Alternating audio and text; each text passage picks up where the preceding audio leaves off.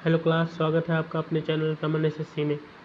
जैसा कि हम सभी जानते हैं कि जो जीएस होता है उसका एक पार्ट होता है जियोग्राफी, जिससे अच्छे खासे क्वेश्चंस आते हैं। सेंट्रल एग्जाम की बात किया जाए या स्टेट एग्जाम, यूपी एग्जाम या कोई भी एग्जाम ले लिया जाए, अच्छे खासे क्वेश्चन आते हैं। तो इसका एक पार्ट होता है भारत का अफवाह तंत्र। अफवाह तंत्र से 1 से 2 क्वेश्चन आ ही जाते हैं लगभग। तो उसके बारे में हम लोग डिटेल्स में आज जानेंगे।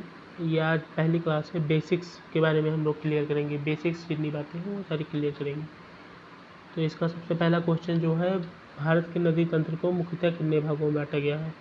तो भारत के नदी तंत्र को मुख्यतः 2 भागों में बांटा गया है। एक तो है जो हिमालय से नदियाँ निकलती हैं, हिमालय साइड की नदियाँ, उसे ही उत्तर भारत की नदियाँ कहा जाता है। और सेकंड जो है उसे प्रायद्वीपीय भारत की नदियाँ कहा जाता है, या उसे ही दक्षिण भारत की नदियाँ कहा जाता है।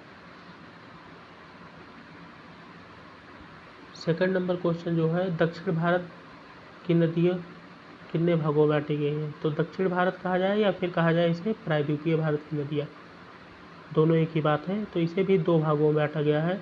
एक तो है जो नदियाँ अरब सागर में चल गिराती हैं,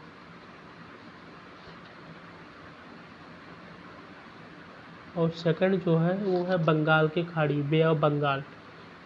बे ऑफ बंगाल के खाड़ी में नदियाँ जो जल गिराती हैं, वो इसका एक पार्ट है। नदियों में एक भाग होता है, उसे पंच प्रयाग कहा जाता है। तो उसका एक क्वेश्चन ये है, धौली गंगा और अलकनंदा, ये दोनों नदियाँ जब मिलती हैं तो किस प्रयाग का निर्माण होता है। 5 प्रयाग होते हैं, पाँचों के बारे में हम लोग जानेंगे। तो जो पहला प्रयाग होता है, धौली गंगा और अलकनंदा जो होती हैं, वो दोनों मिलती हैं तो उसे कहा जाता है विष्णु प्रयाग। और सेकंड नंबर क्वेश्चन है, देव प्रयाग का निर्माण किन 2 नदियों से होता है। देव प्रयाग का जो निर्माण होता है वो होता है अलकनंदा और भागीरथी नदी से। अलकनंदा और भागीरथी नदी से। तो 5th नंबर क्वेश्चन है, वो है गंगोत्री ग्लेशियर से कौन सी नदी निकलती है। गंगोत्री ग्लेशियर से कौन सी नदी निकलती है। तो इसका जो राइट आंसर होगा वो होगा भागीरथी नदी।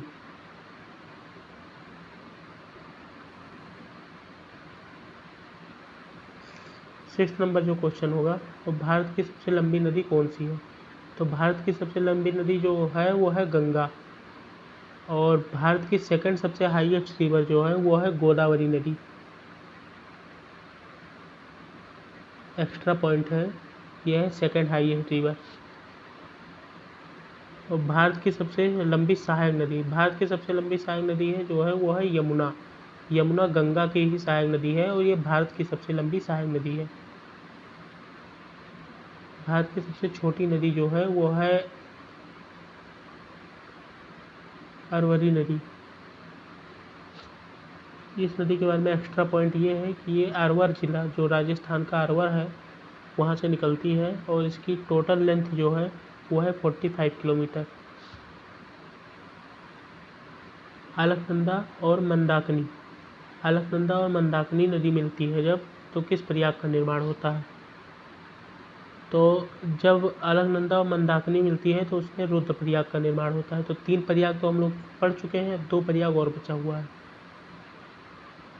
2 या 2 से अधिक नदियाँ मिलती हैं तो उसे क्या कहा जाता है। तो इसका जो राइट आंसर होगा वो होगा प्रयाग। अपवाह उसे कहते हैं जहाँ नदियाँ बहती हैं, और उद्गम उसे कहते हैं जहाँ से नदियाँ निकलती हैं, और पंचनद 5 नदियों के संगम को कहा जाता है। तो 2 प्रयाग जो बच गए हैं उसे हम लोग क्लियर करेंगे। एक प्रयाग बच गया है, अलकनंदा नदी मिलती है अलकनंदा से जब नंदाकिनी नदी मिलती है, नंदाकिनी नदी मिलती है तो उसे नंद प्रयाग कहा जाता है।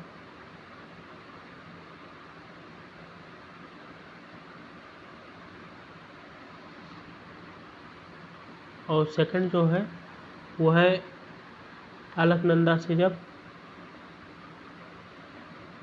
पिंडार नदी मिलती है। तो उसे जो कहा जाता है उसे कहा जाता है कर्णपर्याग।